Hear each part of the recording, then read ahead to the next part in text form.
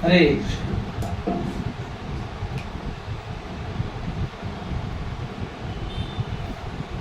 तो कहते हैं प्रेम का अंजन लगाइए आंख में, प्रेम का।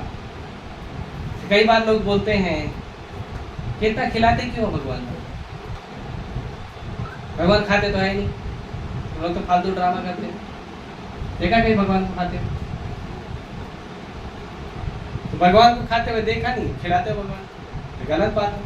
जो खाता नहीं उसको खिलाते हो, और भगवान बोलते हैं पत्थर की मूर्ति है। तो कोई बोलेगा भगवान खाते ही नहीं है, तो उसको पूछने का मैं आपका सुनूं कि भगवान का सुनूं? क्या पूछने का? आप बोल रहे हो भगवान नहीं खाते, भगवान बोलते हैं मैं खाता हूं, तो सुनूं किसका? और डिवोटी हो तो किसका सुनोगे? भगवान का सुनेंगे। भगवान बोलते हैं भगवद्गीता में पत्रम पुष्पम फलम तोयम यो मे भक्ता प्रयच्छति तद अहम भक्त उपरतम अश्नामि प्रयतात्मनः। भगवान बोलते हैं कि कोई भी भक्त मेरे लिए कुछ लेकर आता है तो मैं स्वीकार करता हूँ। मैं कोई गरीब है तो भगवान बोलते कोई बात नहीं, एक पत्ता तो दे सकता है, तुलसी का, एक तुलसी का पत्ता तो दे ही सकता है, एक फूल, एक फल, एक केला, एक अंगूर, कुछ तो दे ही सकता है। थोड़ा चावल, थोड़ा पानी दे ही सकता है। उससे तो इतना तो कोई गरीब नहीं है ना कि एक गिलास पानी भी नहीं दे सकता भगवान। भगवान बोले वो भी चलेगा, लेकिन कैसे चाहिए? भगवान को पानी चाहिए नहीं। यो में भक्त्या, वो भक्ति के भाव से चाहिए, वो प्रेम से चाहिए। भक्ति मीन्स लव, लव मीन्स भक्ति। तो कैसा चाहिए? प्रेम से। तो क्या होगा? तद अहम भक्त उपरतम। जब व्यक्ति मुझे देता है, जब भक्त मुझे देता है, तो मैं क्या करता हूं? उसको भक्ति में ऊपर उठाता हूं, और उसका जो दिया हुआ चीज है उसको क्या करता हूं? अश्नामि, खाता हूं। भगवान बोलते मैं खाता हूं, और नास्तिक लोग बोलते भगवान खाता नहीं। तो आप किसका सुनोगे? आप डिसाइड करो। तो भगवान कैसे दिखते हैं, वो भगवान को देखने का क्या तरीका है, थोड़ा सा हम डिस्कस करेंगे। तो जैसे आजकल के समय कुछ लोग बोलते हैं, खासकर वैज्ञानिक लोग बोलते हैं कि जिन चीजों को हम देख सकते हैं, जिन चीजों को हम छू सकते हैं, हम उन्हीं चीजों पे विश्वास करेंगे, है ना?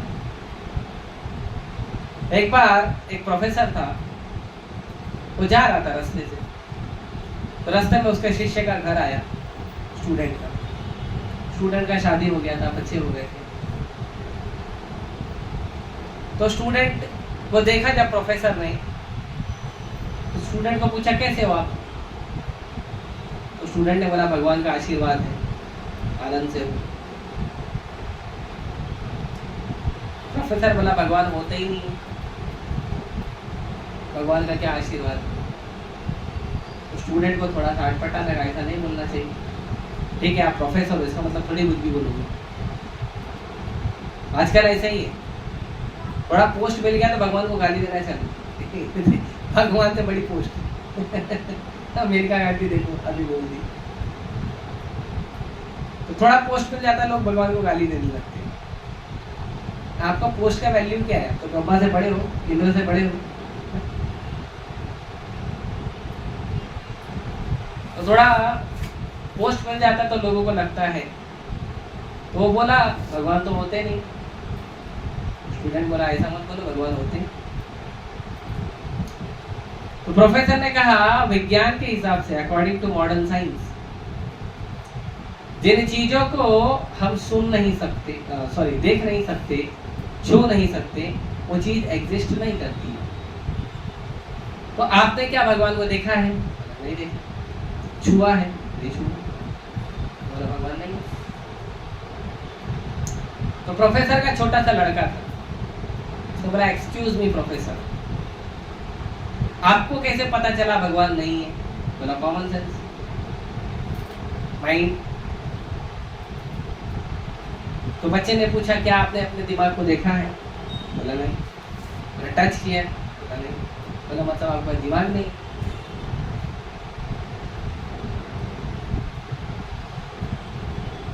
तो भगवान को कोई भी इंसान ड्राई आर्ग्यूमेंट पे या मेंटल स्पेकुलेशन पे नहीं समझ सकता है। भगवान का एक नाम है अधोक्षजा, अधाकृता अक्षजा इति अधोक्षजा। भगवान अधोक्षजा मतलब कि भगवान को आप अपने मटेरियल कंडीशन से, मटेरियल लॉजिक से, मटेरियल आर्ग्यूमेंट से, मटेरियल स्पेकुलेशन से नहीं समझ सकते हो। भगवान कोई लेबोरेटरी का प्रोडक्ट नहीं है कि आप उनको समझ लोगे। ही इज भगवान, विराट पुरुष, उनको नहीं समझ सकते। भगवान कैसे हैं? अंडांतरस्थ परमाणु चयांतरस्थम। भगवान एक छोटे से परमाणु में भी रहते हैं और ब्रह्मांड की आत्मा भी है, दोनों है भगवान। तो कोई भी इंसान है दुनिया का, कोई भी इंसान, एनी पर्सन, हर इंसान में 4 दोष होते हैं। 4 दोष होते हैं और वो 4 दोष होने की वजह से वो भगवान को नहीं समझ सकता है, नहीं देख सकता है। 4 दोष। सबसे पहला दोष है कि आदमी भ्रम में पड़ता है। वही सबसे पहला दोष है कि आदमी की इंद्रियां, सेंसेस इनकम्प्लीट है। तो हमारे देखने का लिमिट है, मैक्सिमम और मिनिमम लिमिट है हमारे देखने का, है ना। हमारे सुनने का भी लिमिट है, मैक्सिमम और मिनिमम। मैक्सिमम कितना सुन सकता है? डेसिबल होता है, कितना डेसिबल आदमी सुन सकता है, देख सकता है ना। हमारे टेस्ट का भी लिमिट है, हमारे टच का भी लिमिट है। जरूरत से ज्यादा गर्मी, जरूरत से ज्यादा ठंडी हम बर्दाश्त नहीं कर सकते, है ना। जो पोलर बियर है वो -50, 54 डिग्री में रह सकता है। इंसान जो हमारे भारत के जवान जाते हैं तो उनको कवर लगता है ठंडी में रहने के लिए, तो हम नहीं रह सकते। लेकिन दूसरे जानवर जो है ज़्यादा ठंडी, ज़्यादा गर्मी बर्दाश्त कर सकते हैं, इंसान तो कर नहीं सकता। तो हमारी आंखों का लिमिट है, कानों का लिमिट है, देखने का लिमिट है, सूंघने का लिमिट है, छूने का लिमिट है, खाने का लिमिट है। आप में से कौन है जो हाथी को कंपटीशन दे सकता है खाने में या उठाने? दे सकता है कोई कंपटीशन? We are limited. क्या आप लोग बाज की तरह देख सकते हो? ईगल 1 किलोमीटर दूर देखता है। जब तक शिकार को पता चलता है कि मेरा शिकार होने वाला है, तब तक वो उसके चोंच में होता है, क्योंकि दूर से देखता है और फुल स्पीड में आता है। तो जब तक पलटता है तब तक उसको उठा लिया जाता है। अभी आप लोगों ने गणपति सेलिब्रेट किया तो आपने देखा होगा बहुत जोर से डीजे बजता है। गणेश जी के ऊपर लोग बहुत कष्ट देते हैं। गणेश जी को बुला लेते हैं, आइए हमारे घर में, आपको पूजा करेंगे, अगरबत्ती देंगे, मिठाई खिलाएंगे, है ना। लेकिन उनको बॉलीवुड का गाना सुनाते हैं, गलत बात। You should hear spiritual song, not material song. Bollywood का गाना सुनाते हैं, वेरी बैड। कम से कम पता कर लो स्वर्ग में क्या गाना बजता है, वो बजाओ। तो भी करते, गलत बात है, पता रहना चाहिए। इसीलिए कोई भी काम हम करें तो उसके बारे में जानकारी होनी चाहिए। गणेश चतुर्थी मना रहे हैं, गणेश जी को बहुत पसंद है हरे कृष्ण महामंत्र। गणेश जी, शिव जी, दुर्गा माता, इनका जब भी आप सेलिब्रेशन करो ना, the best way you can please them is just chant Hare Krishna in front of them. They will be more please than your all the elaborate arrangements. आपका जितना भी अरेंजमेंट आपने किया ना, लड्डू, मोदक और फल फ्रूट और बड़ा डेकोरेशन, बड़ा लाइटिंग, जो कुछ भी किया है, बड़ा सा पंडाल बनाया, कुछ भी किया आप पहले हरे कृष्ण मंत्र जप करो, he will be more happy than all the arrangements. और दूसरे उनके कान भी बड़े बड़े हैं। तो सही सुनाओगे तो ज्यादा सुनेंगे, गलत सुनाओगे वो भी ज्यादा ही सुनेंगे। तो आप देखो, आप जो गणेश चतुर्थी मनाते हैं, जोर जोर से जब डीजे बजता है तो डीजे के नीचे कुत्ता आराम से सोते रहता है ना, देखा है? वो आराम से सोते रहता है। आप सोओगे क्या? आप सो सकते हैं, लेकिन आप ऐसा करोगे तो भी कुत्ते को पता चल जाता है। सो सेंसिटिव, बट उसका जो हियरिंग है उसका मैक्सिमम मिनिमम लिमिट हमसे ज्यादा है,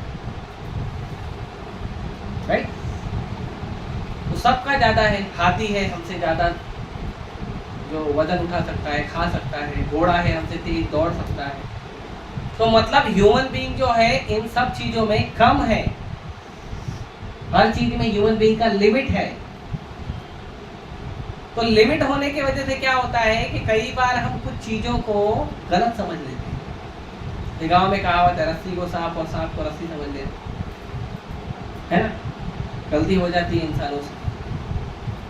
तो गलती क्यों होती है? क्योंकि हमारी सेंसेस कंप्लीट नहीं है, इसीलिए हम गलती करते हैं। जैसे अगर आप रेलवे ट्रैक को देखोगे तो रेलवे ट्रैक रहता ऐसे है, लेकिन जब आप देखोगे तो आपको ऐसे दिखेगा, है ना। ऐसा लगता है आगे जाके दोनों जो ट्रैक के जो दोनों पार्टे हैं वो आगे जाके जुड़ जाते हैं, लेकिन जुड़ते हैं क्या? नहीं। अनलेस क्रॉसिंग हो, जुड़ता नहीं है, तो सीधा ही रहता, तभी तो ट्रेन चलेगी ना। ऐसे होगा तो ट्रेन कैसे चलेगी? गिर जाएगी। फिर आपने कभी जो पानी है, जो ग्लास, तो कांच का ग्लास हो, और कांच के ग्लास में अगर आपने पेन या पेंसिल डाला है तो जो वाटर का जो सरफेस होता है, सतह होती है, वहां से हमको ऐसा लगता है पेन या पेंसिल टूट गया है। दिखता है? सच में टूट जाता है? नहीं।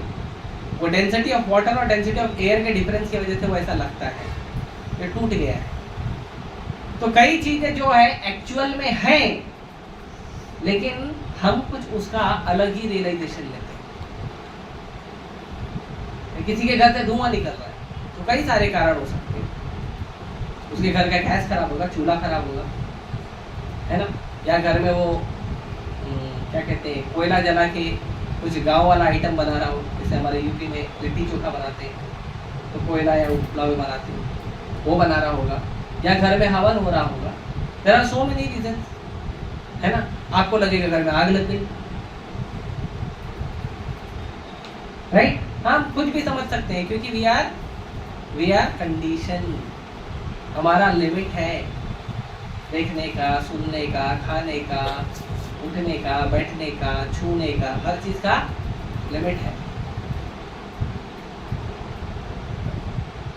हर चीज का लिमिट है। इसीलिए जैसे ये पानी है, अभी ये सादा पानी है, ये सादा पानी है। आप किसी ठंडी चीज पे हाथ रखो, बर्फ पे हाथ रखो, और फिर अगर आप इस सादे पानी पे हाथ रखोगे तो आपको ये पानी गर्म लगेगा। और अगर आपने गर्म पानी में हाथ डाल के आए और फिर इस पानी को हाथ लगाए तो ये पानी ठंडा लगेगा। अब पानी तो वही है ना, गर्म है, ठंडा है, लेकिन हमारा एक्सपीरियंस अलग हो जाता है बेस्ड ऑन द कंडीशन। तो हमारे जो सेंसेस है, देखने का, सुनने का, ये सब सेंसेस है, इसका लिमिट है। तो क्योंकि ये लिमिटेड है इसीलिए हम क्या करते हैं, भ्रम में पड़ते हैं। जैसे एक एग्जांपल देता हूं, ऐसे ये चीटिंग का एग्जांपल है, मैं चीटिंग तक आऊंगा, चीटिंग का एग्जांपल दे देता हूं। जैसे यूरोप में आई थिंक 1930 और समथिंग, नो 1970, तो यूरोप में प्लेग फैला था। 1930 और 1970 कुछ ऐसे प्लेग फैला था यूरोप में। प्लेग मतलब मालूम है क्या का बीमारी होता है? क्या का बीमारी होता है वो? प्लेग हाँ, चूहे का बीमारी होता है। चूहे के जो वायरस होते हैं वो फैल जाते हैं समाज में। तो साइंटिस्ट लोग ने रिसर्च किया, साइंटिस्ट लोगों को बोला रिसर्च करो, तो साइंटिस्ट लोग ने रिसर्च किया। रिसर्च करने के बाद साइंटिस्ट लोगों को क्या पता चला, जो प्लेग की बीमारी है ये बिल्ली से पैदा हो रही है, बिल्ली की वजह से। तो उन्होंने जो उनका रेडियो चैनल था, पहले तो टीवी नहीं था, मोबाइल व्हाट्सएप नहीं था, फेसबुक था नहीं, पहले क्या करते थे लोग, रेडियो पे अनाउंस करते थे, गवर्नमेंट का अनाउंस रेडियो के ऊपर। तो गवर्नमेंट ने रेडियो पे अनाउंस कर दिया कि आपके आसपास कहीं भी कोई बिल्ली दिख रही है उसको तुरंत मार दो, ताकि प्लेन जो है तुरंत रुक जाए। पब्लिक को मालूम पड़ा, अपनी जान बचाने के लिए लोग बहुत कुछ करते हैं, मार दिया उन्होंने बिल्लियों को, बहुत सारे बिल्लियों को मार दिया।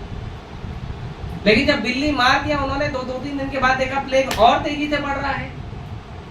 फिर उन्होंने रिसर्च किया कि बिल्ली को मार दिया तो क्यों बढ़ रहा है, तो तब तक पता चला नहीं चूहों से बढ़ रहा है।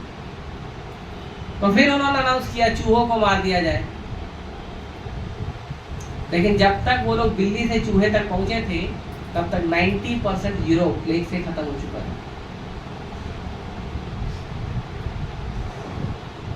ये हमारे जो साइंटिस्ट हैं, ये उनका इतिहास है। और आपको पता है कि विज्ञान ने खोज की थी तो पहले उसको दिखा धरती चपटी है, फिर किसी ने ढूंढ के निकाला नहीं स्क्वायर है, फिर किसी ने वराह भगवान का विग्रह देख लिया होगा तो बाद में बोला नहीं गोल है है ना। हम तो बचपन से पढ़ते आते हैं भू गोल, ज्योग्राफी है ना। तो ये जो हमारे सेंसेस इनकम्प्लीट होने की वजह से हम भ्रम में पड़ते हैं, और हम क्या बहुत बड़े बड़े डॉक्टर, बहुत बड़े बड़े लॉयर भ्रम में पड़ जाते हैं। आप देखो डॉक्टर लोग ऑपरेशन करते हैं, बाद में पता चलता है घड़ी किसी के पेट में छोड़ दिए। एक सक्सेसफुल ऑपरेशन हुआ था अमेरिका में, ब्रेन का ऑपरेशन, तो उसके ब्रेन में बहुत सारी कीलें लगाई गई थी, खोला गया था फिर बंद करके कील लगा दी गई, जो कीलें होते हैं है ना जोड़ने के लिए, क्योंकि हार्ड है ना ये, जोड़ने के लिए कील वगैरह लगा के अच्छे से जोड़ा गया और फिर जोड़ के बंद कर दिया। सक्सेसफुल ऑपरेशन होने के बाद भी पेशेंट एक हफ्ते बाद मर गया। मालूम है क्यों? क्योंकि वो कीलें निकालना भूल गए थे।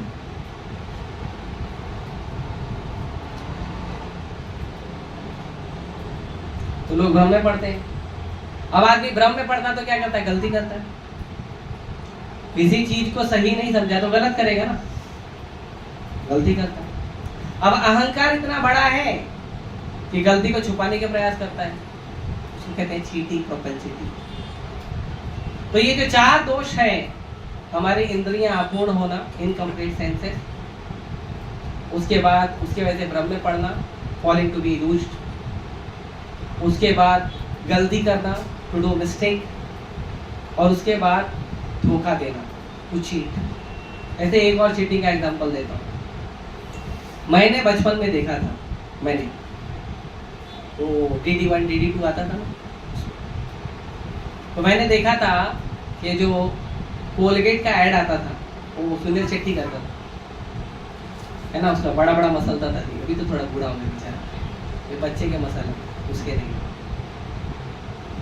तो उसके जस्ट आने के पहले एक और ऐड आया था, मतलब उसको जब ऐड मिला था, एम्बेसडर जब बना था वो, तो उसके पहले एक और ऐड आता था, उसमें एक दादाजी थे। तो दादाजी बोलते थे हमारे गांव में नमक से दांत घसा जाता है। बेटा बोला नहीं नहीं, नमक से नहीं घसना चाहिए, उनका पोता था। तो बोले नमक में क्या होता है? खुरदरे पदार्थ होते हैं। पहले का नमक जाड़ा होता था, उसमें खुरदरे पदार्थ होते हैं, उसके आपके दांत पे स्क्रैचेस आ जाते हैं, इसके लिए नमक से नहीं घसना चाहिए। कोयला से घसना चाहिए, कोयला से काला हो जाता है दांत। और अभी देखो आपके टूथपेस्ट में नमक, हल्दी, कोयला, नीम सब डाल देते हैं। क्यों? पहले तो आप ही लोग बोले थे। अभी वो पर्दा फाड़ के आती है माता जी, क्या आपके टूथपेस्ट में नमक?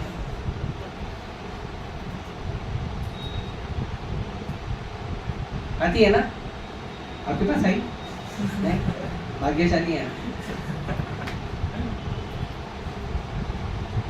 तो जिस चीज को आप हानिकारक बता रहे थे सेहत के लिए, वही चीज सेहत के लिए लाभदायक हो गई। तो ये है एग्जाम्पल कि कैसे लोग भ्रम में पड़ते हैं और कैसे उस भ्रम में पड़ने के कारण लोग चीज को गलत समझते हैं, और गलत समझने के कारण, गलत कंक्लूजन देने के कारण लोग जो है गलत न्यूज़ बनाते हैं, और गलत न्यूज़ बनाने के बाद जब उनको पता चलता है कि मेरी न्यूज़ गलत है तो वो आपको धोखा देते हैं, झूठ बोलते हैं। और ये बड़े लेवल पे चल रहा है, छोटे लेवल पे नहीं, बड़े लेवल पे पूरा इसका रैकेट चलता है। एक साइंटिस्ट ने गलत किया, उसको समझाने के लिए, छुपाने के लिए 100 साइंटिस्ट उसके पीछे लग जाते हैं उसको बचाव करने के लिए। नहीं, हमारा साइंटिस्ट ने गलत नहीं बोला। अभी जैसे चांद पे गए हैं, चंद्रयान 3, 1, 2, 3, शिव शक्ति पॉइंट, है ना। प्रभुपाद जी बोलते चांद पे कोई जा ही नहीं सकता है, लेकिन ये लोग प्रूफ करेंगे नहीं हम चांद पे ही गए हैं। और अकॉर्डिंग टू वैदिक साइंस पहले पृथ्वी है, पृथ्वी के ऊपर सूर्य है, सूर्य के बाद चंद्रमा है। How can you go? बोले ठीक है हम सूर्य पे भी भेजेंगे आदित्य L1। तो बहुत सारा इल्यूजन करते हैं लोग और उस पे लोग कंक्लूजन देते हैं। और अगर आप बोलोगे नहीं आपने ये जो चीज खोजा है ऐसा नहीं था, ऐसा था, नहीं, वो तुरंत धोखा देंगे आपको। तुरंत कुछ तो भी सोफिस्टिकेटेड साइंटिफिक या टर्मिनोलॉजी, उनका मेडिकल टेक्नोलॉजी टर्मिनोलॉजी जो है, कुछ टर्मिनोलॉजी लगा के वो आपको कुछ दूसरा झूठ बोल के धोखा दे देगी। और ये पूरे दुनिया में चलता है। अब आदमी के अंदर ये जो 4 दोष है, अब इन दोषों से अगर वो शास्त्र को पढ़ेगा भी तो समझेगा क्या?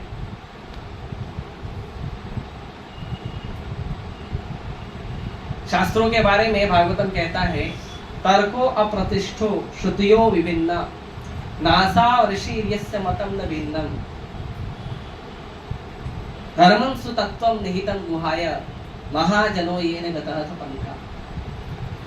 मतलब कोई भी चीज आप पढ़ो तो पढ़ने के बाद डिस्कस करो, और डिस्कशन में हर आदमी का अपना अपना कुछ तो भी पॉइंट ऑफ व्यू होना चाहिए, जिसको आजकल GD बोलते हैं कॉलेज में, है ना, ग्रुप डिस्कशन।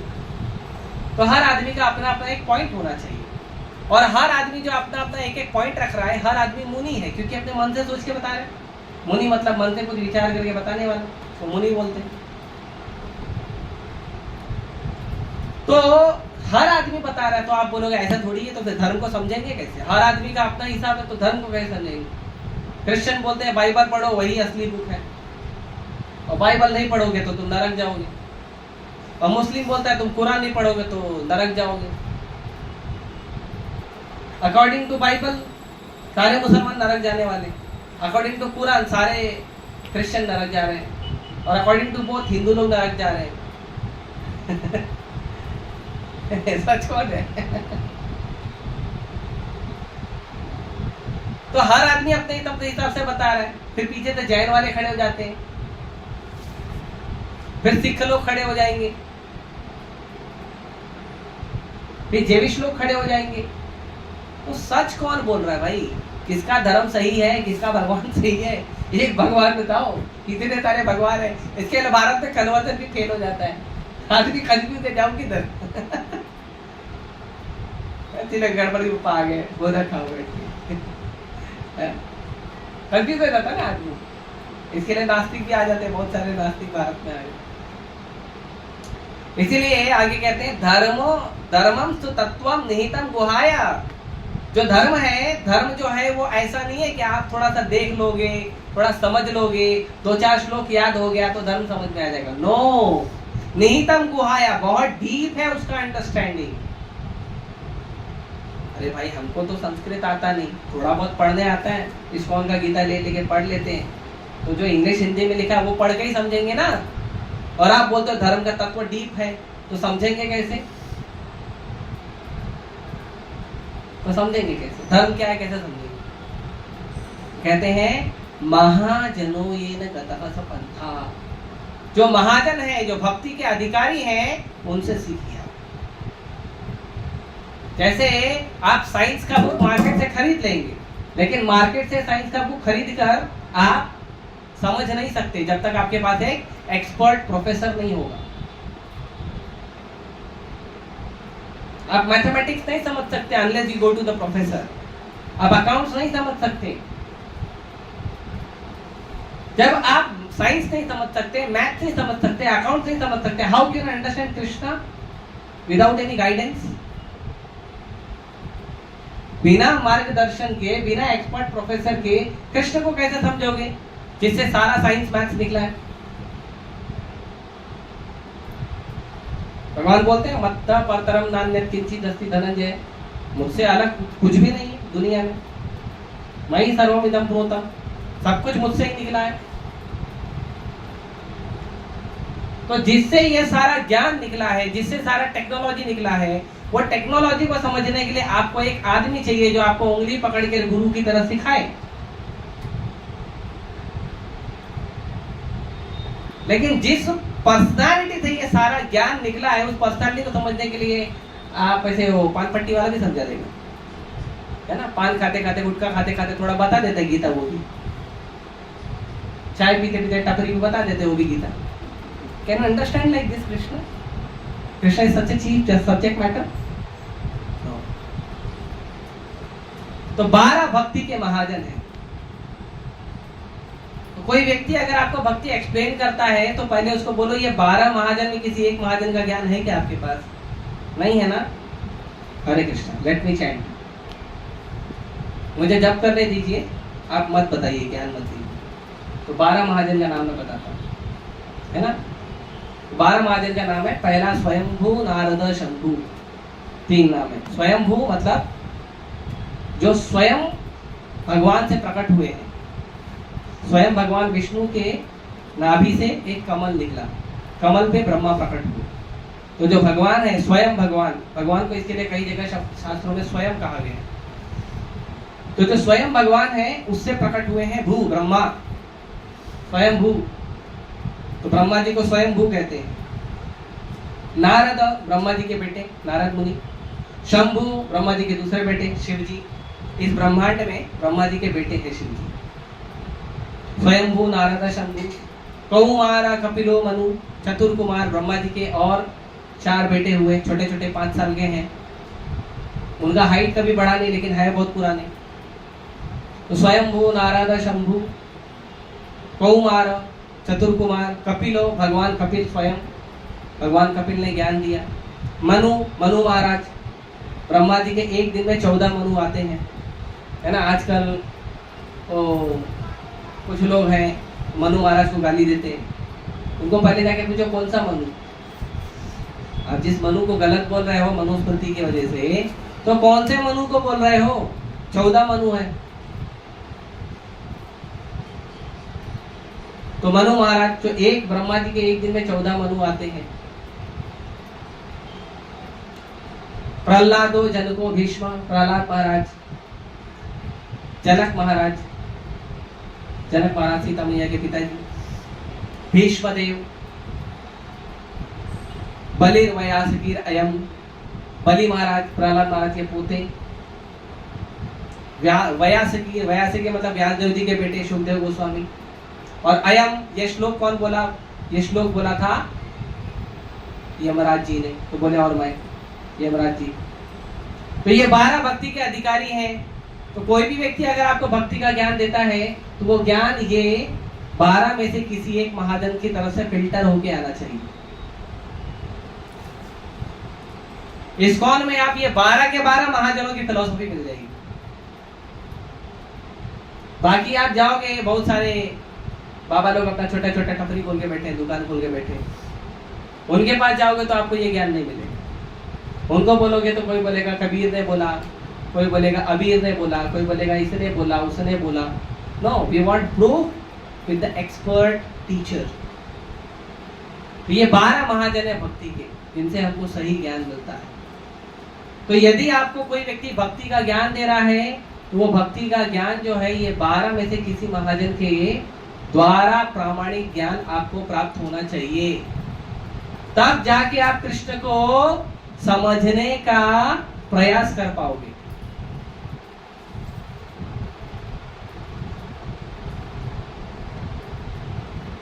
इसीलिए जो हमारा ये अंडरस्टैंडिंग होता है, वो अंडरस्टैंडिंग हमारा 3 फेज में होता है। 3 फेज में हमारा अंडरस्टैंडिंग होता है। एक है प्रत्यक्ष प्रमाण, डायरेक्ट रियलाइजेशन, जो आपने देखा, जो आपने सुना, जो आपने छुआ, वो डायरेक्ट रियलाइजेशन। दूसरा है अनुमान प्रमाण और तीसरा है शब्द प्रमाण। तो डायरेक्ट परसेप्शन का मैंने कुछ उदाहरण दिया, जैसे रेल की पटरी है, दिखने में ऐसा लगता है आगे जाके जुड़ रही है, लेकिन जुड़ती नहीं है, वो सीधी रहती है, तो ट्रेन चलेगी नहीं। फिर आपको मैंने एग्जांपल दिया ग्लास का, कि ग्लास में अगर आप पेन या पेंसिल डालते हो पानी भर के, तो वो टूटा हुआ लगता है, लेकिन टूटता नहीं है, 2 अलग डेंसिटी की वजह से दिखता अलग है। तो ये डायरेक्ट रियलाइजेशन है कि किसी चीज को आप डायरेक्ट देखते हो और अपना परसेप्शन बना लेते हो। तो बचपन में जो बच्चे छोटे छोटे रहते हैं, 1 साल 2 साल के बच्चे लोग रहते हैं, गोद में खेलते हैं मम्मी पापा के, तो उसको लगता है कि ये गाड़ी जो है अपने आप चल रही है। बड़ा होने के बाद पता चलता नहीं, अंदर ड्राइवर चलाता है ना। तो जिनकी बच्ची जैसी बुद्धि है, उसको लगता है कि पूरी सृष्टि अपने आप चल रही है। जब उसकी बुद्धि विकसित होती है, भक्ति में आगे बढ़ता है, तब वो भगवान को स्वीकार करता है, मया दक्षिण प्रकृति सूयते सचराचर, ये पूरी प्रकृति जो है कृष्ण की अध्यक्षता में चल रही है। तो डायरेक्ट परसेप्शन कि आप जो है प्रत्यक्ष रूप से जो देखते हो उसी को स्वीकार कर लेते हो, वो डायरेक्ट परसेप्शन है। तो हमने देखा है कि वो डायरेक्ट परसेप्शन कई बार जो है गलत भी होता है। जैसे मैंने एग्जांपल दिया, कोई किसी के घर से धुआं आ रहा है, आप क्या समझोगे? अब धुआं आ रहा है तो कई कारण होंगे, किसी के घर में हवन हो रहा है, किसी के घर में जो है कोयले का कुछ जला रहे हैं, आजकल घर में लोग लोबान से धूप लगाते हैं, कुछ भी कारण हो सकते हैं, जरूरी थोड़ी है एक ही कारण हो गया। या किसी के घर में वायर शॉर्ट हो गया होगा, कुछ भी हो सकता है ना। या किसी ने चूल्हे पे कुछ रख दिया और जल रहा है, वो भी कारण हो सकता है। लेकिन हम बाहर से कुछ दूसरा ही समझ लेंगे। तो हम क्या देख रहे हैं, क्या सुन रहे हैं, हो सकता है उसमें गलती हो, तो बोलते हैं डायरेक्ट परसेप्शन। दूसरा है अनुमान प्रमाण, अनुमान लगा लेना, ऐसा हुआ होगा। जैसे आप लोग क्रिकेट मालूम है, क्रिकेट जानते, क्रिकेट नाम का एक खेल होता है। तो जब कोई क्रिकेटर आउट हो जाता है, तो ऑडियंस में बैठे लोग बोलते हैं ऐसा मारना चाहिए था, ऐसे उसको फोन करके पूछेगा कैसे मारूं ये वाला बॉल। कितने लोग ज्ञान देते हैं, अनुमान लगाते हैं, ऐसा मारता तो बच जाता था। किसी ने 6 मार दिया, ऐसा मारा ना बहुत अच्छा, लेकिन ऐसा मारता तो और अच्छा होता। अनुमान लगाते रहते। तो कई सारे जो है उदाहरण है, लोग अनुमान लगाते हैं, लेकिन अनुमान भी गलत होता है। तो तीसरा है शब्द प्रमाण। शब्द प्रमाण मतलब, मान लो कोई बच्चा है 3 साल का, 4 साल का, और उस बच्चे को मैं बोलता हूं ये है माइक्रोफोन, और बच्चा क्या बोलता है दूसरे को जाके, ये है माइक्रोफोन। अब बच्चे को ये माइक्रोफोन क्यों है, कैसे बना है, कैसे मैन्युफैक्चर हुआ, कौन से कंपनी का, नहीं मालूम, लेकिन अगर बच्चा बोल रहा है ये माइक्रोफोन है, वो करेक्ट है,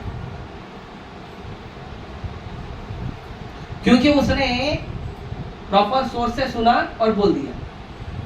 जो करेक्ट सोर्स है, करेक्ट सोर्स से सुना और जाके बोल दिया।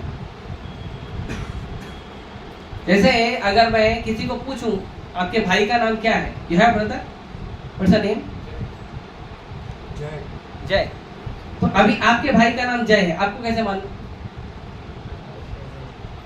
घर में ही है इसके लिए नहीं, आपके मम्मी ने बताया, पापा ने बताया, यानी यू केम टू नो ना आपके भाई का नाम जय है।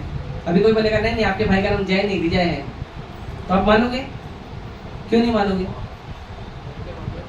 हाँ, क्योंकि आपने प्रॉपर सोर्स से सुना है कि इनका नाम जय है। इसीलिए जब ट्रेनिंग होती है, अंडर गाइडेंस जो ट्रेनिंग होती है, तो क्या किया जाता है, उनको ट्रेन किया जाता है, इसको ये बोलते हैं, इसको ये बोलते हैं, इसको ये बोलते हैं, इसको ऐसा करते हैं, तो ट्रेनिंग दी जाती है। तो वो क्या होता है, वो शब्द प्रमाण होता है, आपको नॉलेज ट्रांसमिट किया जाता है। आप किसी भी एजुकेशन में जाओ, हर एजुकेशन में कुछ ना कुछ अजम्पशन होते हैं। जैसे लोग मैथ सॉल्व करते हैं और मैथ्स में कुछ मिस्टीरियस क्वेश्चन आते हैं, तो हम क्या करते हैं, लेट दैट अमाउंट और let that particular digit is X लेते हैं। क्यों लेते हो? Why let? Show me the proof. लोग डिस्कस क्यों नहीं करते? माना कि ये संख्या x है, क्यों? Why don't you speak practical? माना क्यों? कभी हमने क्वेश्चन किया स्कूल में? नहीं। अभी 2-3 नंबर चाहिए, उसके लिए कौन क्वेश्चन करेगा? तो हम क्या करते हैं, अनुमान लगा लेते हैं। लेकिन जो शब्द प्रमाण होता है उसमें आपको हर चीज कुछ ना कुछ सिचुएशन दी जाती है। उस सिचुएशन का जब आप स्वीकार करते हैं तब जाके उसका अंडरस्टैंडिंग आता है। ऐसे ही भक्ति में जो चीजें हैं वो चीजों को आप शब्द प्रमाण से सुनते हो, और जब उन सिचुएशन को आप एक्सेप्ट करते हो और फिर आगे बढ़ते हो तब जाके आपको रिजल्ट आता है। बिना उसके रिजल्ट नहीं आएगा। दुनिया में कोई ऐसा इंसान नहीं है जो बोलेगा मैं बिना यूनिवर्सिटी गए पीएचडी कर लूंगा। है कोई? क्यों पीएचडी कर लोगे? अरे मार्केट में बुक बनती है, बस पढ़ के पीएचडी हो जाओ। कैन एनीवन से? किसी ने डॉक्टर का बहुत अच्छा प्रैक्टिस किया, लेकिन उसको फाइनली जो डॉक्टर का फाइनल सर्टिफिकेट होता है वो प्राप्त नहीं कर पाया किसी कारण से। उसको आता सब कुछ है, सारा दवा का नाम मालूम है, सारा ऑपरेशन मालूम है, पर उसको सर्टिफिकेट नहीं मिला। वो अपने आप को डॉक्टर क्लेम नहीं कर सकता।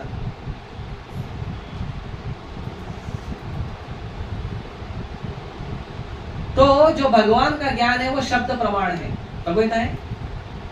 ठीक है? जो भक्ति का ज्ञान है वो शब्द प्रमाण है।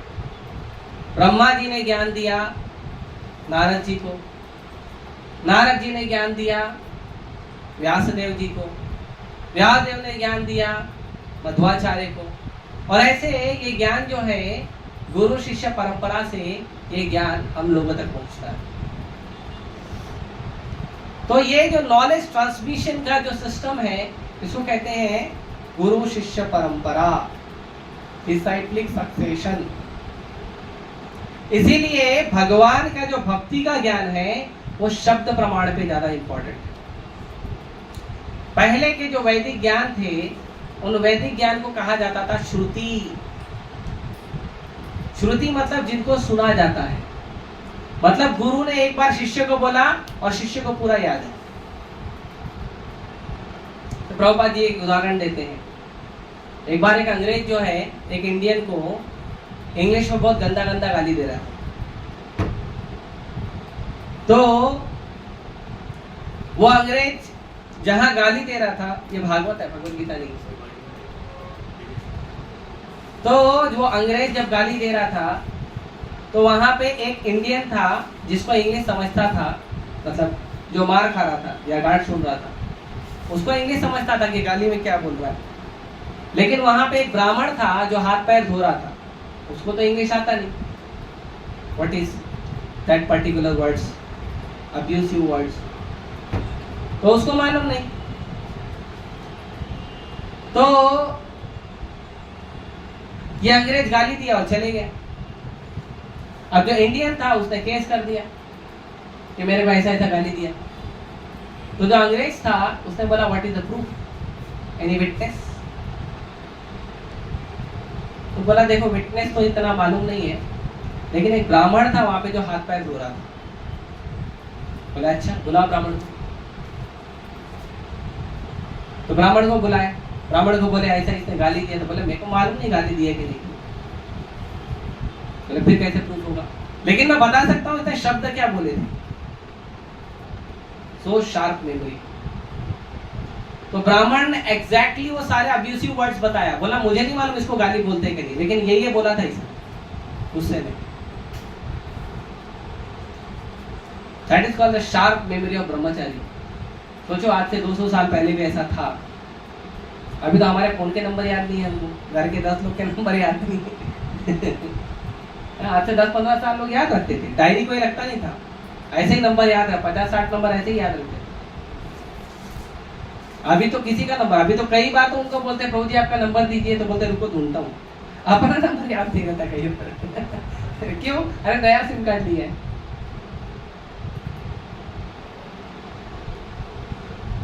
तो श्रुति, तो व्यासदेव जी ने देखा कि कलयुग के लोगों की स्थिति, हम जैसे लोगों की, तो हमारी स्थिति क्या है थोड़ा समझना चाहिए, क्योंकि जब अपनी पोजीशन पता चलती है तो आदमी थोड़ा सा हम्बल हो जाता है। तो व्यासदेव जी ने देखा आगे कलयुग के लोगों की क्या स्थिति, तो स्थिति में वर्णन करते हैं, प्रायेण अल्प आयुषा कलौ अस्मिन् युगे जना। कलयुग के लोगों की उम्र कम होगी, अल्प आयुष, उम्र कम होगी। कैसे? त्रेता युग में लोगों की उम्र 1,00,000 साल थी, 1,00,000 ईयर्स, इसीलिए लोग 60,000 साल तक तपस्या कर सकते थे।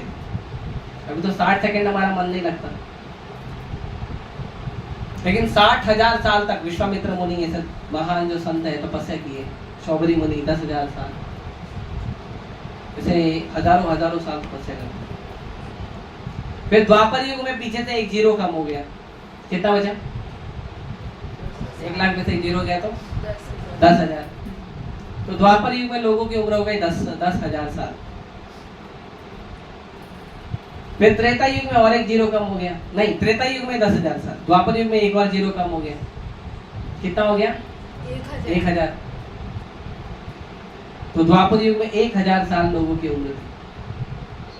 फिर कलयुग में फिर एक जीरो कम हो गया, कितना हुआ?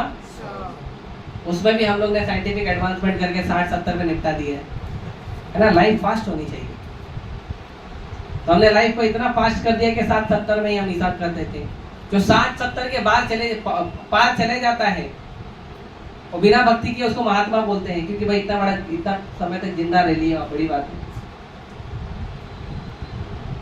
तो हमारी उम्र कितनी है? 100 साल, जिसको हमने कंसेशन पीरियड पे 60-70 ईयर्स बना दिया है। अब ये 60-70 ईयर्स का उम्र है लोगों का, अल्प आयुषः। तो कोई बोलेगा ठीक है ना, उम्र कम है तो क्या हो गया? अरे बुद्धि का उपयोग करेगा, काम करेगा, मेहनत करेगा, बोलते नहीं। प्रायेण अल्प आयुषः कलौ अस्मिन् युगे न मंदा, वो आलसी रहेगा। तभी तो इतने सारे इनोवेशन हो रहे हैं, आलसी है तभी। कितना सारा चीज ऑटोमेटिक बनाया जा रहा है, बैटरी से चलने वाला, मशीन से चलने वाला, बटन पे चलने वाला, है ना। हमारे आसपास जितनी चीजें हैं सब टच की है, बटन की है, इलेक्ट्रॉनिक है, ऑटोमेटिक है। क्यों? आदमी आलसी, मेहनत नहीं करना चाहता। तो बोलेगा अरे ठीक है, अगर आलसी है तो दिमाग का उपयोग कर लेगा, मेहनत नहीं कर सकता तो दिमाग यूज करेगा। बोलते नहीं, क्यों? सुमंद मतयो, तो बुद्धि भी उसका कम रहेगा। तो मैंने बताया याद ही नहीं होता हम लोग कभी।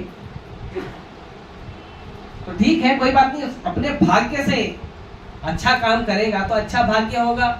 अच्छे भाग्य से हम क्या करेंगे? अपना जीवन यापन कर लेंगे। नहीं, मंद भाग्य, भाग्य भी उसका मंद रहेगा। क्यों? कहाँ सोने चांदी के प्लेट में खाते थे, फिर स्टील, एल्यूमिनियम, अभी थर्माकोल और प्लास्टिक में जीवन चल रहा है। ऐसा तो भाग्य है हमारा। कहाँ रथों पे लोग चलते थे, अभी गाड़ी ईएमआई पे खरीदते हैं। ये भाग्य है शहर के लोगों का, है ना? सही बात है। तो भाग्य भी ऐसा है। गाड़ी तो छोड़ो, मोबाइल लोग ईएमआई पे खरीदते हैं। हम मोबाइल की ईएमआई पे खरीदते, बताओ। तो ऐसा भाग्य है लोगों को। ठीक है, कोई बात नहीं, न दिमाग है उसके पास, आलसी है, और वो भाग्य भी उसका खराब है। मिलजुल के जी लेंगे। नहीं, उपद्रतः, ऑलवेज रेडी टू फाइट। चले जाओ आप ट्रेन में, बस में, देखा क्यों? धक्का कैसे मारा? ये मेरा सीट है, 3 पे 4 बैठो। आप लोग ट्रैवलिंग किए होंगे, होता है ना? क्यों? Always ready to fight. He don't want any reason to fight. He is already ready to fight. तो व्यास देव जी ने देखा है भाई ये तो कंडीशन है हम लोग की, इसीलिए उन्होंने जितने भी श्रुति है उसको लिख दिया। इसीलिए श्रुति को कहते हैं स्मृति। और लिखने टाइम व्यास देव जी ने हम लोगों के लिए पॉकेट्स बना के लिखा। फिर एक वेद था उसको 4 भाग कर दिया, फिर उन वेदों को 4 भाग करने के बाद उसके छोटे छोटे पॉकेट्स भी बना दिए, पुराण स्टोरी फॉर्म में कन्वर्ट कर दिया। जितने सारे वेद हैं भगवान की अलग अलग लीलाओं को उठा के पॉकेट्स में डाल दिया कि यही वेद का ज्ञान, अगर वेद सिद्धांत है, ज्यादा फिलोसॉफी नहीं समझना है, तो कम से कम इन्हीं सिद्धांतों को वो स्टोरी फॉर्म में समझेगा। शिव जी का स्टोरी है, गणेश जी का स्टोरी है, भगवान कृष्ण का स्टोरी है, दुर्गा का स्टोरी है, तो अलग अलग पुराण बना दिए पॉकेट्स। फिर जो वेदों के सिद्धांत थे उसको सूत्र में डाल दिया, उसको कहते हैं उपनिषद, फॉर्मूलास, तो उसको उपनिषद में डाल दिया। और फिर कुछ शास्त्र का रचना कर दिया। उसके बाद भी वेद व्यास जी दुखी थे, उसके बाद भी दुखी थे। अब लिखने वाला दुखी है और लोग समझते हैं वेद पढ़ के ज्ञानी हो जाएंगे, सुखी हो जाएंगे। आजकल चलता है ना इंटरनेट पे बहुत सारा वेद पढ़ो वेद पढ़ो वेद पढ़ो, और वेद लिखने वाला दुखी था और पढ़ने वाला लगता है कि हम वेद पढ़ के एकदम। भगवान भगवद गीता में बोलते हैं 3रे अध्याय में, त्रैगुण्याक्षया वेदा निस्त्रैगुण्या भवार्जुन निर्द्वंद्वो नित्य सत्वस्थो निर्योग क्षेमात्मान। ये जो वेद है वो डील करते हैं 3 क्वालिटीज में, mode of goodness, mode of ignorance, mode of passion, सत्वगुण, रजोगुण, तमोगुण। भगवान बोलते हैं ये तीनों गुणों के ऊपर जाओ। I am giving you transcendental knowledge, वो ज्ञान दूंगा जो तीनों गुणों से ऊपर है। मतलब आपको डायरेक्टली लिफ्ट से भगवान ऊपर उठा रहे हैं, सीढ़ी चढ़ने की जरूरत नहीं है। वेद मतलब सीढ़ी चढ़ो, है ना। आदमी मोड ऑफ इग्नोरेंस पे रहेगा, फिर उससे पैशन पे आएगा, फिर गुडनेस पे आएगा, उसके बाद प्योर गुडनेस पे जाएगा। लेकिन भगवान क्या बोलते हैं, आपको मैं डायरेक्ट प्योर गुडनेस पे लेके आ रहा हूं। You read Bhagavad Gita.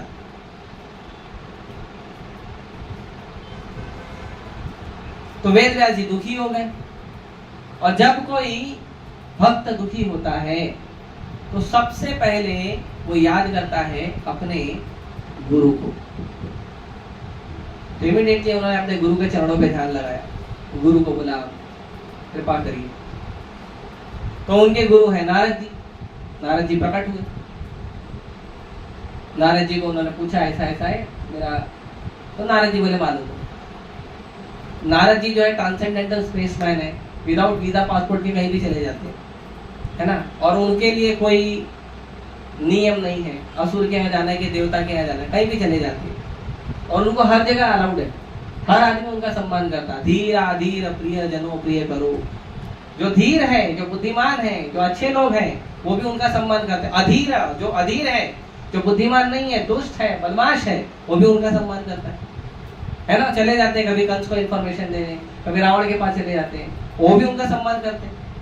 नारद जी झूठ बोलते नहीं और भगवान के दूत हैं। तो नारद जी आए, तो नारद जी बोले मैं सब जानता हूं तुम क्यों दुखी हो और तुम्हारे दुख का आंसर भी मुझे पता है। अगर तुम करना चाहते हो तो मैं बताऊं, तो प्लीज बताइए।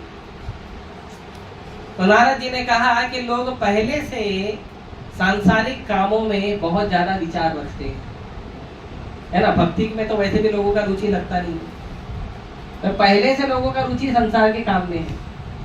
और तुमने जितने वेद शास्त्र उपनिषद पुराण लिखे उनको लाइसेंस दे दिया है।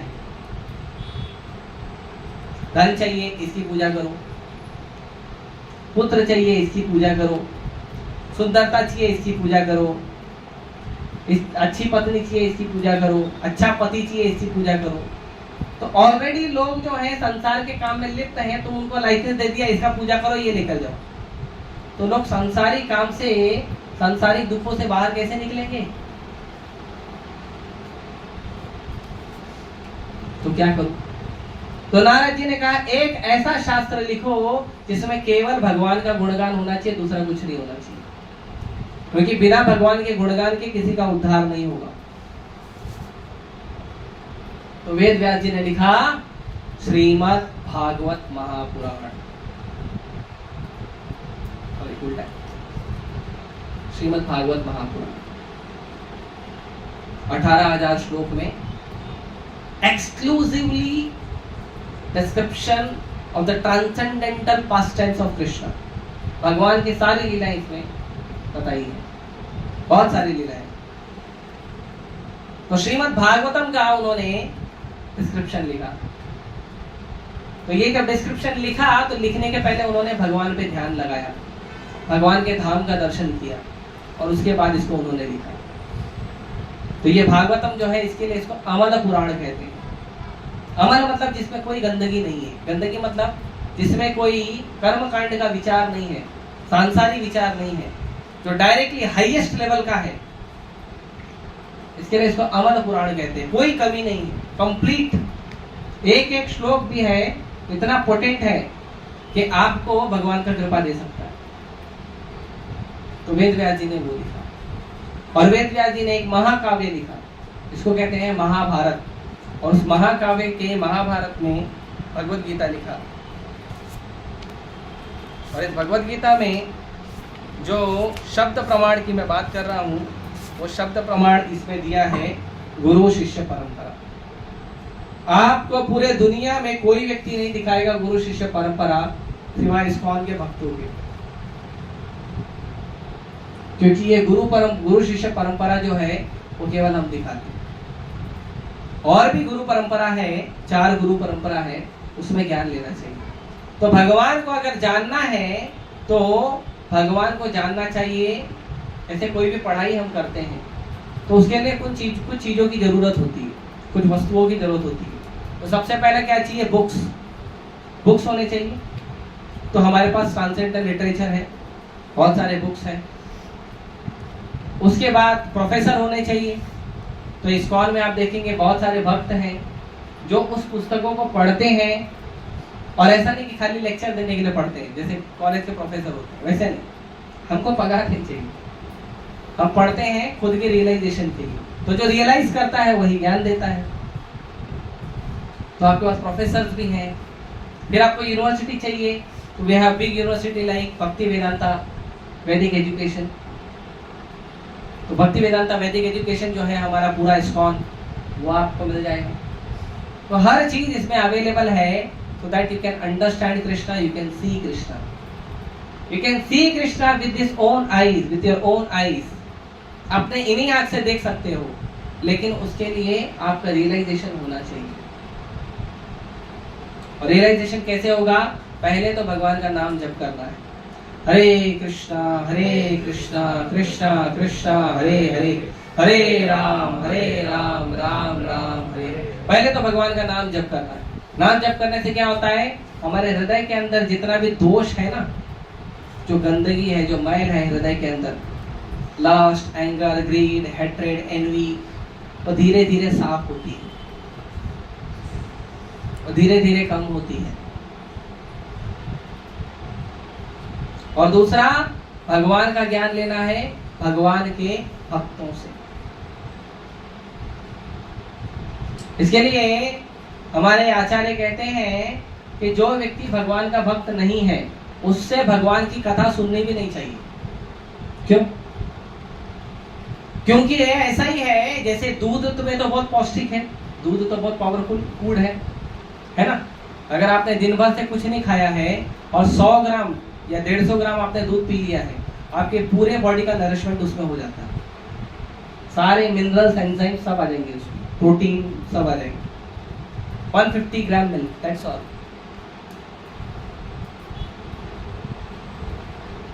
इतना पोटेंट है वो। लेकिन अगर उसी दूध को सांप ने चख लिया है, उसने जीभ लगा दिया है, तो आप पियोगे? तो भगवान की कथा जो है वो बहुत पावन है, मंगलमय है।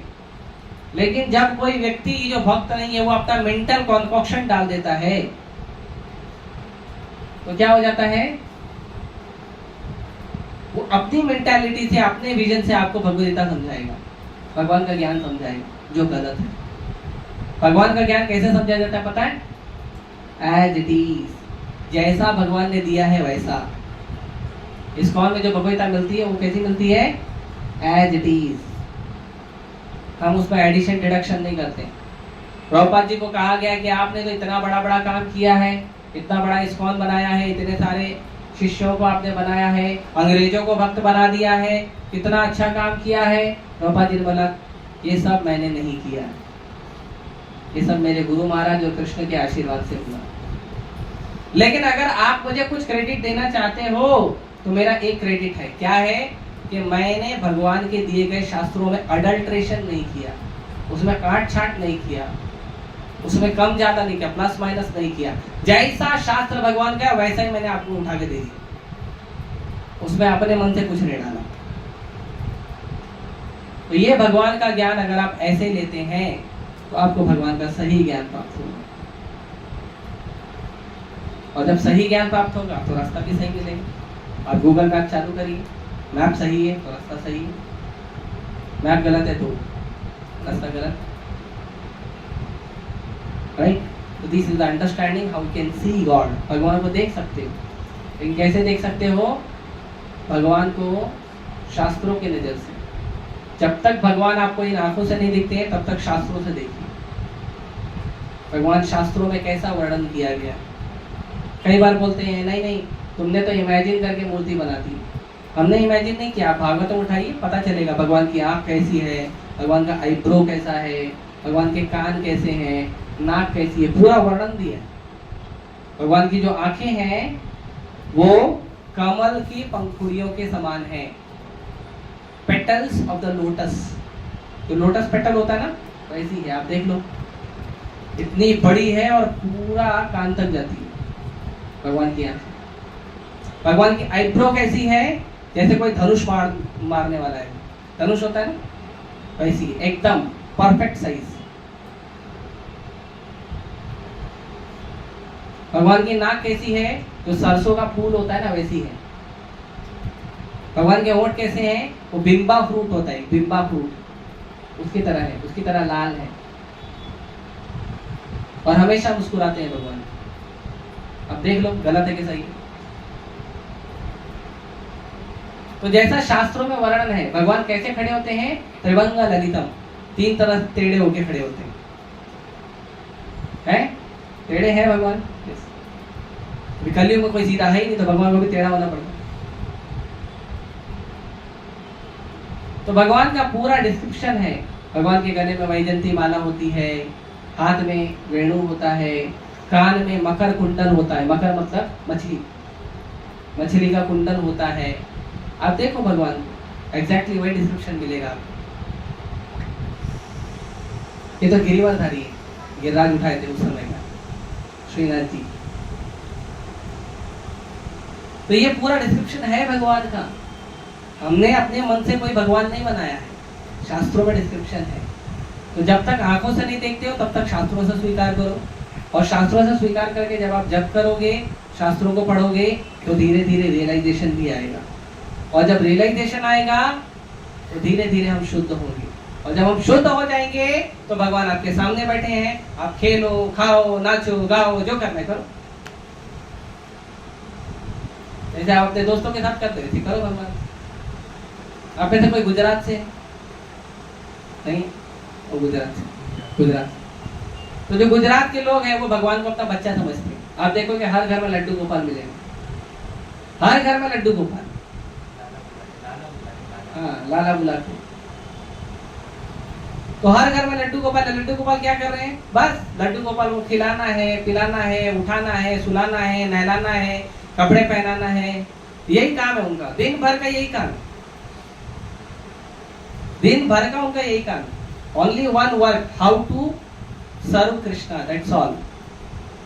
Perfect life. साउथ में है तो साउथ में हर घर में कोई ना कोई विग्रह होते हैं भगवान विष्णु के, तिरुपति बालाजी के, तो उनकी सेवा करते हैं। Perfect life. If you serve Krishna then you can get purified, आप शुद्ध होंगे। और जब शुद्ध हो जाएंगे तब विग्रह से बात करो। तुकाराम जी बात करते थे विग्रह से। एक बार तुकाराम जी जब हैं वो 3 पहाड़ है वहां पे, देहू में 3 मेजर पहाड़ है। तो तुकाराम जी तीनों में से कोई भी पहाड़ पे जाते थे और भजन करते थे। घर पे बता के नहीं जाते थे कौन से पहाड़ पे जा रहे हो। तो जो उनकी वाइफ है उसको एक टेक्निक मालूम था कैसे जाते हैं। तो क्या करती थी, घर से बाहर निकलती थी और जमीन पे कान लगाती थी।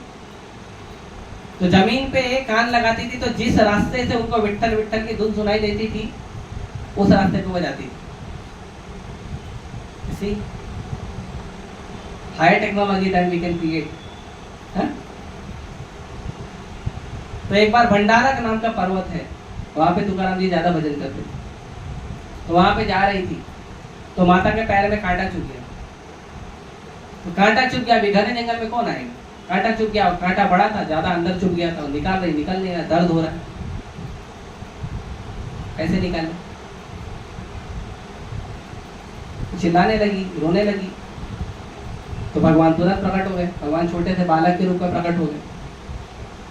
अब क्योंकि तुकाराम जी जॉब वॉब करते नहीं थे, खाली भगवान का भजन करते थे, तो माता जी को अच्छा लगता नहीं था। माता जी भगवान को बहुत गाली देती, भगवान को काला करके बुलाती, कालिया कालिया करके बोलती। तो भगवान वहां पे आए छोटे से बालक बन के और बोले मैं निकाल दूं। तो बोली जल्दी निकालो, दुख रहा है, दुख रहा है। ठीक है।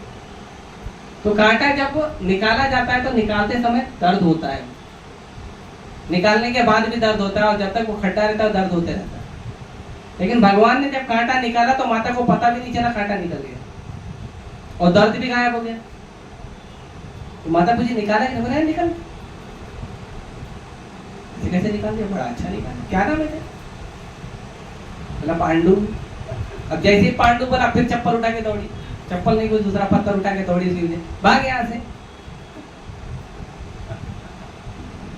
फिर चले गई। तो जब पत्थर उठा के दौड़ी भगवान के पास तो भगवान चलेगा तुकाराम जी के पीछे। तो तुकाराम जी बोले इतना दौड़ क्यों रहे हो, अरे तो तुम्हारी वाइफ पीछे पड़ी है, पत्थर लेके बाद में आ रही है। बोले ठीक है तुम पीछे खड़े रहो।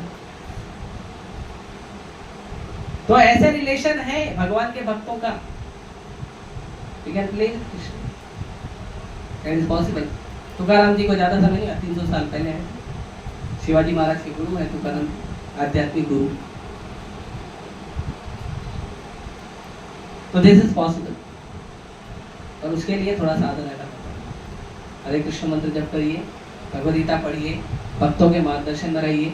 ऐसे हम जो सेशंस करते हैं उसमें धीरे धीरे आने का प्रयास करिए, और फिर धीरे धीरे धीरे धीरे हम अपने आप को एक दूसरे के साथ मिलकर शुद्ध करेंगे।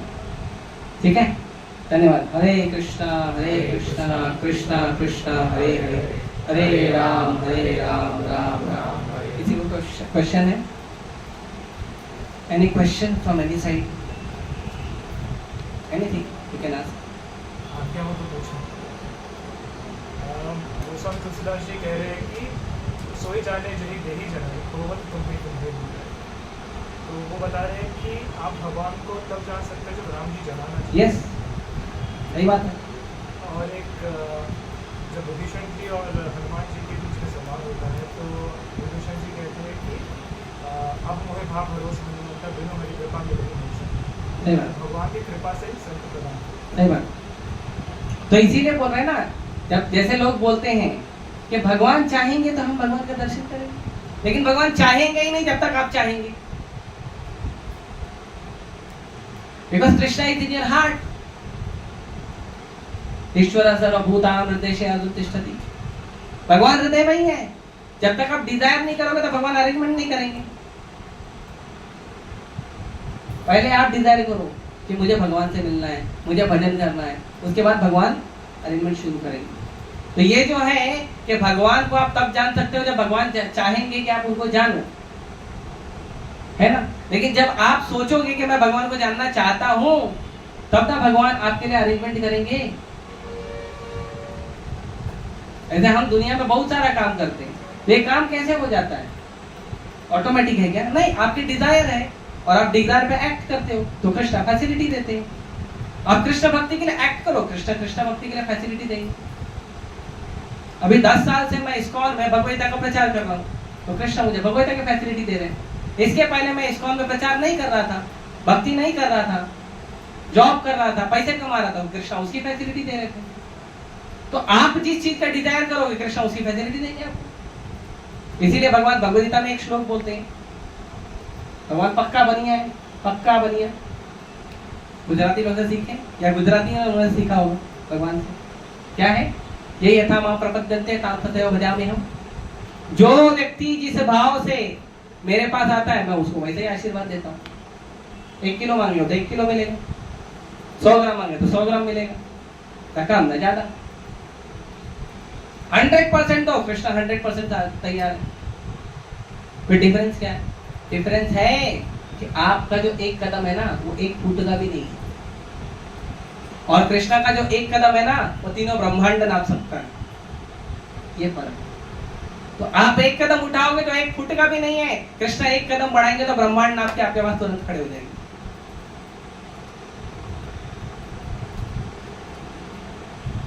ये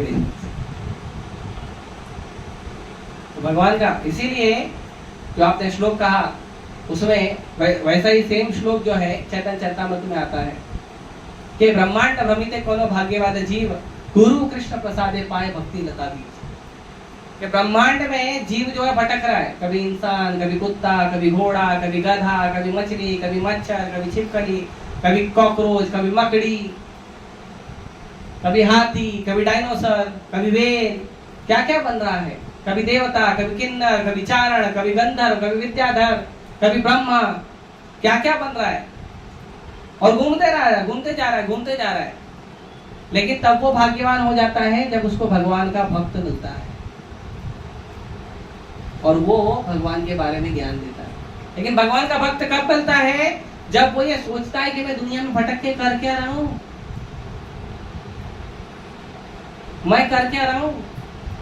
पैदा हुआ, बड़ा हुआ, ए फॉर एप्पल पढ़ाई किया, ABCD पढ़ाई किया, पोइट्री पढ़ाई किया, थोड़ा बड़ा हुआ, स्कूल जाने लगा, और बड़ा हुआ, कॉलेज जाने लगा, और बड़ा हुआ, कमाने लगा, और बड़ा हुआ, शादी कर लिया, और बड़ा हुआ, बच्चे हो गए, और बड़ा हुआ, बच्चों की शादी कर दिया, अभी मर जाऊंगा, फिर अगले जन्म में यही करना। इंसान के जन्म में किया, कुत्ते के जन्म में भी यही करना है, बिल्ली के जन्म में यही करना है, गधे के जन्म में यही करना है, शेर के जन्म में यही करना है, हर जन्म में यही करना है। Process same. मैं कर क्यों रहा हूं? Is there any way to stop it? जब वो ये सोचता है कि क्या कोई तरीका है जिसको रोकूं, तब भगवान बोलते हैं ये भी राइट कैंडिडेट है, भेजो गुरु को।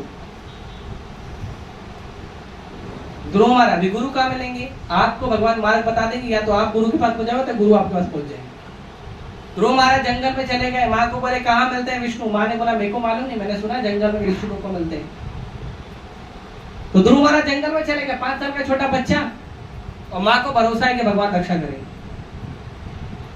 या तो बच्चा निकल जाए, 5 साल का तो हम डर जाते हैं गाड़ी ना उड़ा दे, लेकिन माँ को भरोसा है ध्रुव की कि भगवान रक्षा करेंगे। जंगल में खूंखार शेर होते हैं, अजगर होते हैं, भेड़िए होते हैं, लेकिन कृष्ण रक्षा करेंगे।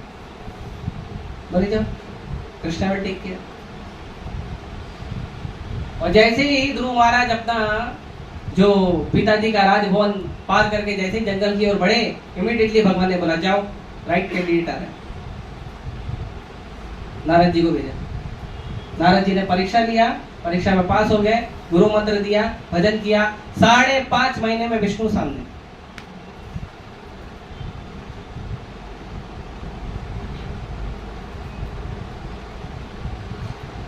तो पहले आप इच्छा करते हो भगवान से मिलने की, तो भगवान साधु भेजते हैं, फिर साधु आपको कृपा करता है, फिर आप भगवान से मिलते हैं। तो गुरु कृष्ण प्रसादे पाए भक्ति लता बीज।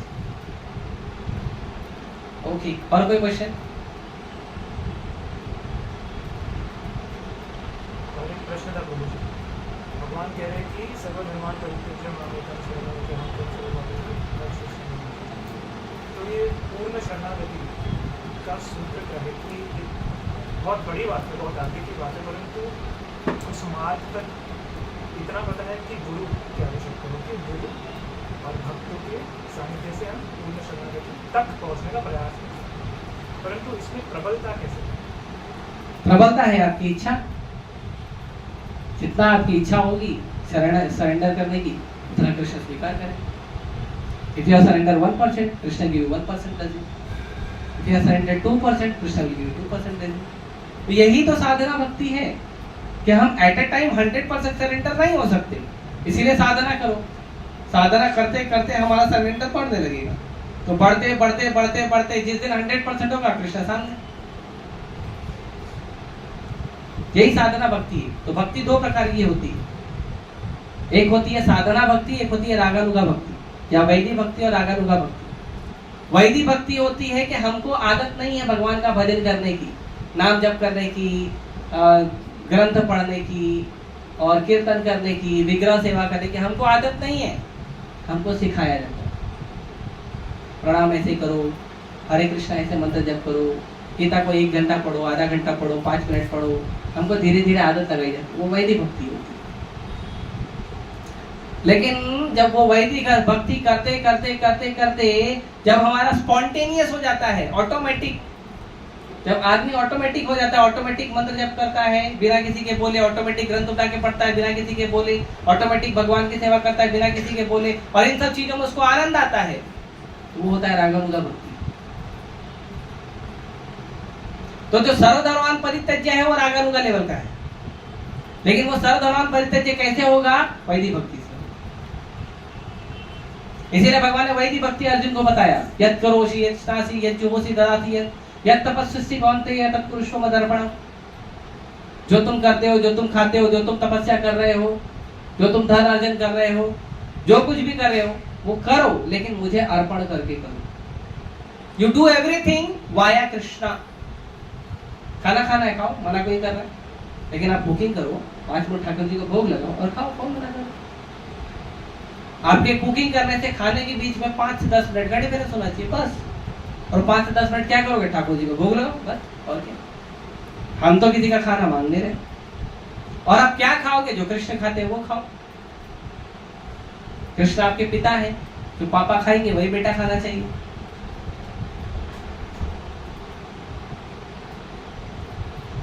तो ये वैदिक भक्ति है। वैदिक भक्ति को थोड़ा थोड़ा करेंगे, देन वी कैन एडवांस। जैसे बच्चा ए फॉर एप्पल ये सब सीखता है, लेकिन जब पीएचडी पे पहुंच जाता है तब थोड़ी इसको ए फॉर एप्पल चाहिए, तब तो वो थीसिस लिखता है बड़ी बड़ी, है ना? और कोई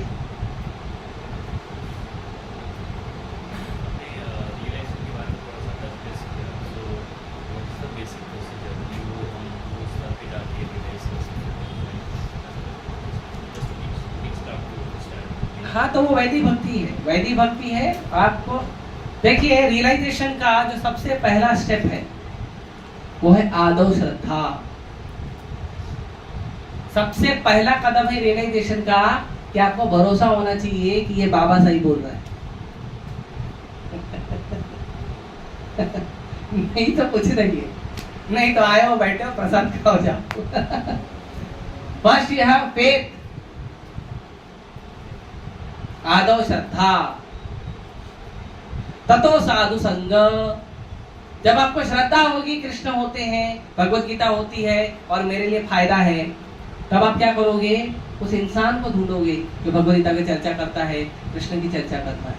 तो आप साधु को ढूंढोगे। तो सबसे पहले हृदय में श्रद्धा आती है, फिर हम भगवत गीता ढूंढते हैं, भगवान को ढूंढते हैं, भक्तों को ढूंढते हैं और भक्तों का संग करते हैं। तो जब भक्तों का संग करते हैं तो क्या होता है? भजन क्रिया, फिर आपका भजन स्टार्ट होता है। फिर जब भजन स्टार्ट होता है तो क्या होता है? अनर्थ निवृत्ति। फिर हमारे हृदय से मैल धीरे धीरे साफ होता है जब भजन करते हैं। फिर वहां से धीरे धीरे धीरे धीरे हम हमारे रियलाइजेशन चालू होता है। जब हमारे हृदय से मैल साफ होने लगता है तब धीरे धीरे रियलाइजेशन स्टार्ट होता है। लेकिन उन सबका बेस क्या है? You must have faith. आपको भरोसा होना चाहिए भगवत गीता में, कृष्ण में, भक्तों में। दारू पीने वाले को भरोसा करना पड़ेगा ना दूसरे दोस्त पे कि सच में पिलाएगा, आज नहीं पैसा है तो भी पिलाएगा। भरोसा नहीं आएगा तो कोई फायदे का नहीं।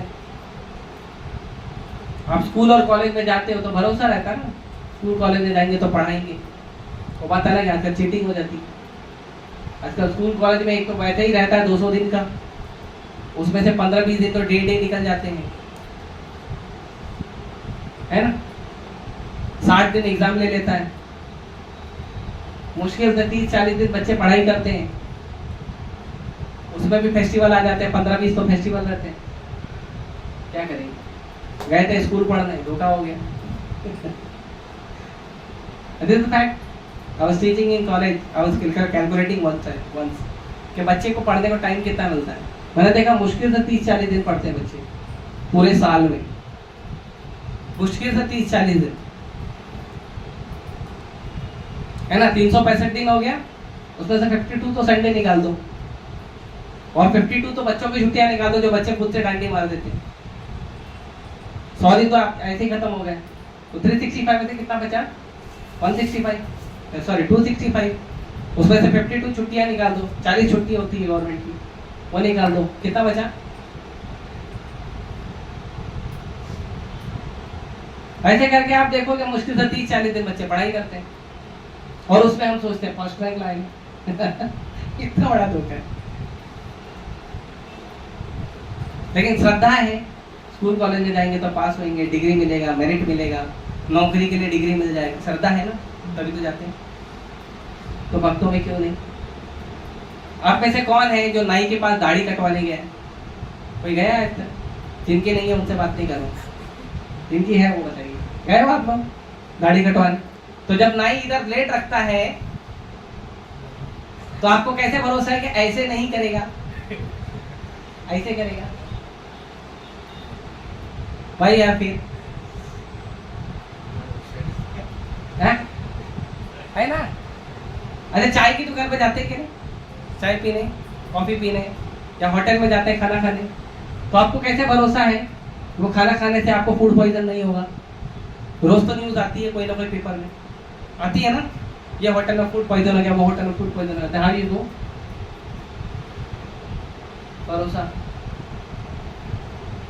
अभी कुछ समय पहले उड़ीसा में 3 ट्रेन पलट गई, 350 से ज्यादा लोग मर गए, फिर भी ट्रेनों में लोग जा रहे हैं, टिकट निकाल के, पैसा दे के टिकट निकाल के ट्रेन में जा रहे हैं, पता है ट्रेन पलट सकती है। तो क्या है भरोसा। हर जगह भरोसा दिखाते हैं, खाली भक्ति के टाइप पे प्रूफ चाहिए। ऐसे कैसे चलेगा। तो रियलाइजेशन का फर्स्ट स्टेप है भरोसा, आपको भरोसा होना चाहिए। Okay, any other question. प्रभु, और एक प्रश्न। राम जी कह रहे हैं कि निर्मल मन जन सो मोहि पावा, मोहि कपट छल छिद्र न पावा। कलयुग में मन को निर्मल कैसे करे या रखे,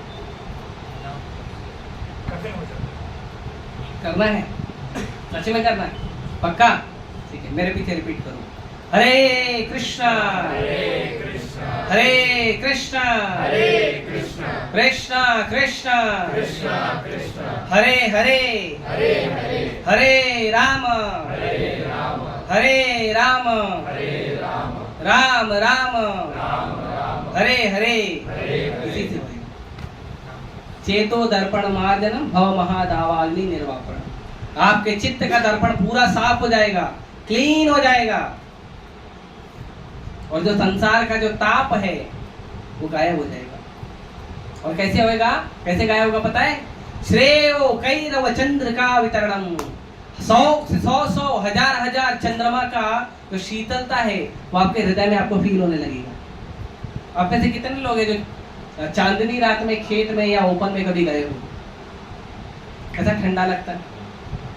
और ऐसे 100 चंद्रमा एक साथ आ जाए तो ऐसी ठंडक हमारे हृदय में आ जाती है, संसार के तापों से दूर। इस फैक्ट ये इल्यूजन नहीं बता रहा हूं मैं, तो होता है। इसके लिए साधु को फर्क ही नहीं पड़ता। हमारे इस्कॉन में कई सारे भक्त ऐसे हैं 20-20 साल हो गया है, वो हमारा जो मंदिर का 4 एकड़ का जो बाउंड्री है उसके बाद कदम नहीं रखा उन्होंने, जरूरत ही नहीं। भगवान का भजन करते हैं, गीता पढ़ते हैं, प्रसाद खाते हैं, सेवा करते, सो जाते हैं। No need to go out.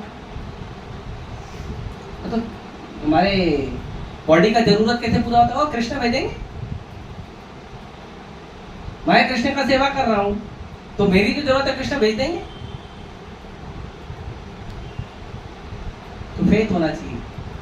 Prabhupada ji बोलते हैं 50-50 किलोमीटर लोग ट्रैवलिंग करते हैं।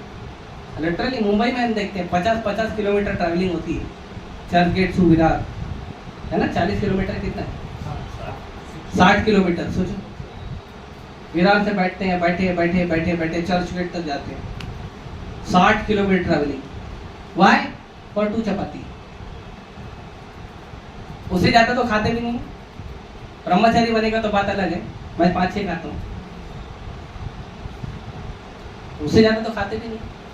Only for 2 chapati 5 chapati travel 60 kilometre. और सीट मिली तो ठीक है, नहीं तो हैंगिंग। ऐसा तो हिरण्यकशिपु ने भी तपस्या नहीं किया, है ना? ऐसा हिरण्यकशिपु दोनों हाथ ऊपर करके तपस्या किया।